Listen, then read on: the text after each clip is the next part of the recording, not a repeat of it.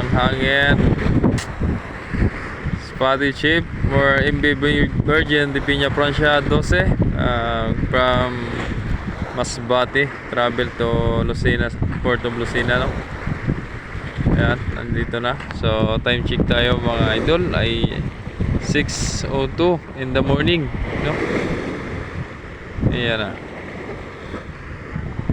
So meron daw po konting insidente sa loob at siguro ay dahil sa malakas na alon, no? Kaya nagtamo ng insidente sa loob, siguro yung mga sasakyan at gawa ng malakas ang alon sa gitna, no? Ayan. So ayusin. So may mga naka-standby naman dyan na ambulance daw. Nandyan na yung ambulance, nandyan sa port, no? Ayun, ambulance na doon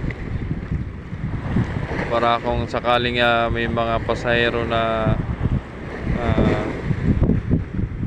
may mga passengers na nahihilo or ano, tumaas ang presyon, may nakaantabi na ambulance.